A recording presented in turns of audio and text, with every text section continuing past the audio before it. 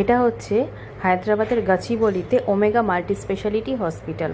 এখানে সব ধরনেরই চিকিৎসা হয়ে থাকে, কিন্তু এখানে ক্যান্সারের চিকিৎসাটা খুব ভালো হয় আর হার্টের চিকিৎসাটাও খুব ভালো হয়। তার মধ্যে ডক্টর প্রতীক ভাটনাগর এখানকার হচ্ছে চিফ কার্ডিয়াক সার্জন। উনি তো সব ক্রিটিক্যাল কেসগুলোই হ্যান্ডেল করেন। আশা করি তোমরা সবাই খুব ভালো আছো, আমিও ঠিক আছি মোটামুটি। তো তোমরা ভাবছো যে আমি কোনো রকম আর ভিডিও দিচ্ছি না, অনেকটা গ্যাপ হয়ে যাচ্ছে। তোমরাও জানার আগ্রহে আছো যে বাবা কেমন আছে, বাবার অপারেশন কোথায় হলো, কে করলো, অনেক কিছু মনে প্রশ্ন জাগবেই। কারণ তোমরা বাবাকে ভালোবাসো, বাবার খবর নাও, বাবার জন্য দোয়া করো, প্রার্থনা করো। তো আমার কর্তব্য তোমাদের সাথে সব কিছু শেয়ার করা, তোমাদেরকে জানানো। তো তোমরা তো জানোই, শুনেছো যে বাবাকে অনেক জায়গায় নিয়ে যাওয়া হয়েছে, কিন্তু এটা হাই রিস্ক মানে ওপেন হার্ট সার্জারি ছিল বলে অনেকেই বলেছে না, মানে পারবো না, রিস্ক নেয়নি সেরকম কেউ। তো বাবার কেসটা স্টাডি করতে করতে 2-3 জনের ডাক্তারকে আমি খুঁজে পেয়েছিলাম। আমি তোমাদের আগেও জানিয়েছি এটা। তো তাদের মধ্যে ডক্টর প্রতীক ভাটনাগর একজন। তো তার সাথে কথা বললাম যখন, সে বললো ঠিক আছে তোমরা চলে এসো, চিন্তা করো না, আমি করবো। তো আমরাও একটু ভরসা পেলাম, তারপরে আমরা প্রিপারেশন নিয়ে হায়দ্রাবাদে চলে এলাম। তোমাদের জানিয়েছি যে বাবার অপারেশন হয়ে গেছে, তো আর বাবাকে ডিসচার্জও করে দিয়েছে। বাবার এখন রিকভারি প্রসেস চলছে একটু একটু করে। বুঝতেই পারছো এটা একটা মেজর অপারেশন, সবারই কম বেশি কষ্ট হয়, সবারই কষ্ট হয়। রিকভারি করতে 2 থেকে 3 মাস সময় লাগে। এবার পেশেন্ট টু পেশেন্ট ভ্যারি করে, কম সময় বেশি সময়টা।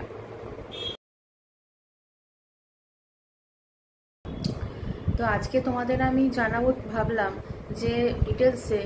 তোমরা অনেকেই কনফিউজড আছো বাবার কোথায় হয়েছে অপারেশন। তো এটা হচ্ছে তোমার হায়দ্রাবাদের ওমেগা হসপিটাল, বাবার যেখানে অপারেশন হয়েছে। ওমেগার অনেকগুলো ব্রাঞ্চ আছে হায়দ্রাবাদে, তার মধ্যে এটা হচ্ছে হায়দ্রাবাদের গাচিবলির মধ্যে এই হসপিটালটা আছে, ওমেগা মাল্টি স্পেশালিটি হসপিটাল। এটাতে ক্যান্সারের ট্রিটমেন্ট ভীষণ ভালো হয়। আর যে ডাক্তার করেছে, যে কার্ডিয়াক সার্জন করেছেন ডক্টর প্রতীক ভাটনাগর, উনি এখন হায়দ্রাবাদে কেয়ার হসপিটালে আগে ছিল, এখন নেই, এখন ভিরিঞ্চি পিপল হসপিটাল বাঞ্জারা হিলস আর গাচিবলিতে ওমেগাতে উনি এখন আর কি সার্জারি করেন। তো তার মধ্যে আমাদের অপশান ওমেগাটাই ছিল, কারণ হচ্ছে ভিরিঞ্চিতে করতে গেলে আরও 2-3 দিন লেট হতো, একটু কাজ চলছিল ওটির, ওই জন্যে।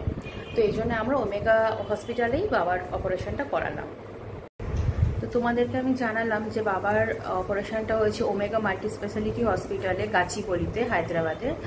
তো এখানে অ্যাডমিশন থেকে শুরু করে আমার ডিসচার্জ অবধি ভীষণ স্মুথলি সব কিছু হয়ে গেছে, কোনো রকম কোনো অসুবিধা হয়নি। আর এদের সার্ভিস ভীষণ ভালো, ভীষণ কেয়ারিং পেশেন্টদের প্রতি। তোমার আইসিইউ স্টাফদের তো কোনো মানে কথা নেই। আর আইসিইউতে অনেক বাঙালি ছিল, এই জন্য কোনো অসুবিধা হয়নি। রিক বলে একজন ছিল, একটা ভাই, সে তো ভীষণ মানে ভালো যত্ন করেছে বাবাকে। তো যাই হোক না কেন, আমার পুরো প্রসেসটাই ভীষণ স্মুথ হয়েছে। এবার আসল ব্যাপারটা আসছে বাবার রিকভারি। অপারেশন তো সাকসেসফুল হয়েছে বাবার, কিন্তু রিকভারিটা বাইপাসের পর কম বেশি সবারই 2-3 মাস, কারো 4 মাস সময় লাগে। আর যেহেতু এটা একটু হাই রিস্ক ছিল, একটু কমপ্লেক্স ছিল, সময় সাপেক্ষ, আস্তে আস্তে হবে, একটু একটু করে আস্তে আস্তে হবে। তো ডাক্তার যেইভাবে আমাদের বলেছে পোস্ট মানে সার্জারি মানে পোস্ট ডিসচার্জ, আফটার ডিসচার্জ যে জিনিসগুলো আমাদের মানতে বলেছে, যেইভাবে চলতে বলেছে, সেইগুলো চেষ্টা করছি। আমি আর বাবা এখন হায়দ্রাবাদেই আছি। সুভাষ চলে গেছে, দাদাও চলে গেছে, কাজ আছে ওদের, আমি আর বাবা আছি। বাবা রোজ একটু একটু করে হাঁটছে, এক্সারসাইজ দিয়েছে, একটু একটু করে করছে। আর এটা তো তোমরা জানো বাইপাসের পর সবাইকে দেয় স্পাইরোমেট্রিটা। এটা ব্লু বলটা পুরো উঠছে, ইয়েলোটা হাফ উঠছে। আগে ইয়েলোটা একদমই উঠছিল না, ব্লুটা উঠছিল, এখন ইয়েলোটাও মানে উঠছে। তো যাই হোক আস্তে আস্তে হবে। তো নেক্সট উইকে কিছু টেস্ট করে চেক আপ আছে, তারপরে এবার ডাক্তার যেইভাবে যা বলবে সেইভাবে আমরা চিন্তা ভাবনা করব বাড়ি ফেরা। আর আমার ভিডিও যারা দেখছো, আমি জানি এখানে অনেকেই হার্টের পেশেন্ট আছো, অনেকের পরিবারে আছে। তো যাই হোক চিন্তার কোনো কারণ নেই, ভয়ের কোনো কারণ নেই, কারণ আজকাল সব রকম চিকিৎসাই আছে। তো সেটা আমাদের দেখতে হবে কোথায় কি আছে, ওপিনিয়ন নিতে হবে, খোঁজ লাগাতে হবে, একটু নিজেদেরও একটু স্টাডি করতে হবে, তারপরে সেটা নিশ্চয়ই সমস্যার সমাধান আর কি পাওয়া যাবে। আর ডক্টর প্রতীক ভাটনাগর যিনি বাবার অপারেশন করেছেন, উনি ইন্ডিয়ার রেজেক্টেড কেসগুলো সব করেন, ক্রিটিক্যাল কেস যত যেগুলো সব না করে দেয় রেজেক্টেড, সেগুলো উনি করেন। একটা পেশেন্টের 3বার বাইপাস হয়েছে, কেউ করতে চাইছিল না, 3rd টাইম উনি করেছেন। মেসোকার্ডিয়া মানে টুইস্টেড হার্টের বাইপাস উনি করেছেন। এরকম অনেক আছে। 12টা স্টেন্ট একটা পেশেন্টের ছিল, সেই বাইপাস উনি করেছেন। তো যাই হোক, এগুলো আছেই অনেক। আমার বাবারটাও ক্রিটিক্যাল ছিল ভীষণই, তোমরা জানো ভালো করে। তো যদি কারো এরকম কোনো ব্যাপার থেকে থাকে, ডক্টর প্রতীক ভাটনাগরের সাথে যোগাযোগ তোমরা করতেই পারো। আমি ডিটেলস দিয়ে দেবো, ফোন নাম্বার, আমি ওনার অ্যাসিস্ট্যান্টের, উনি কোথায় কোথায় বসেন আমি সব ডিটেলস ভিডিওতে দিয়ে দেবো ডেসক্রিপশানে। তোমরা যোগাযোগ করতে পারো, ওপিনিয়ন নিতে পারো, ঠিক আছে। আর বাইপাস সার্জারি মানে এক ধরনের না, বিভিন্ন ধরন আছে বাইপাসের, ঠিক আছে। এখন নতুন বিমা সার্জারি উঠেছে, নতুন অনেকদিনই, আর যেটার স্পেশালিস্ট হচ্ছে ডক্টর প্রতীক ভাটনাগর।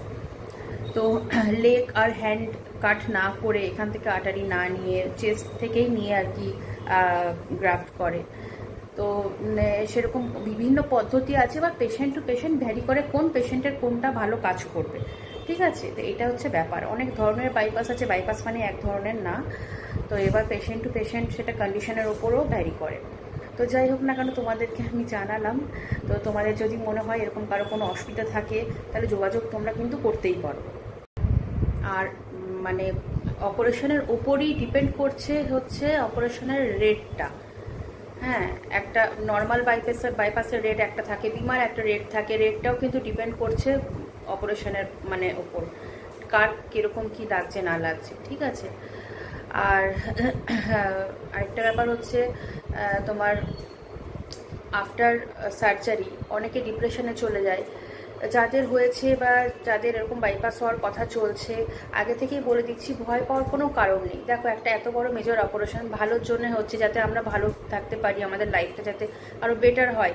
তার জন্য আমাদের একটু কষ্ট সহ্য করতে হবে, ডাক্তার যেরকম বলছে সেরকম চলতে হবে। আশা করি আস্তে আস্তে আস্তে আস্তে ঠিক হয়ে যাবে। আস্তে আস্তে আমাদের ফিজিক্যাল অ্যাক্টিভিটি বাড়াতে হবে, একটু একটু করে রোজ হাঁটতে হবে। আর খাবার এমন খেতে হবে যেটা থেকে আমরা ভালো নিউট্রিশন পাবো, ঠিক আছে। বেশি অয়েলি স্পাইসি এসব খাবার, কার্বোহাইড্রেট বেশি, এগুলো অ্যাভয়েড করতে হবে। এই জিনিসগুলো একটু মেনটেন করে চলতে হবে। আমি তো বলবো যাতে কোনো কিছুই মানুষকে এসব করাতে না হয়, বাইপাস, অ্যাঞ্জিওপ্লাস্টি এসব না করাতে হয়।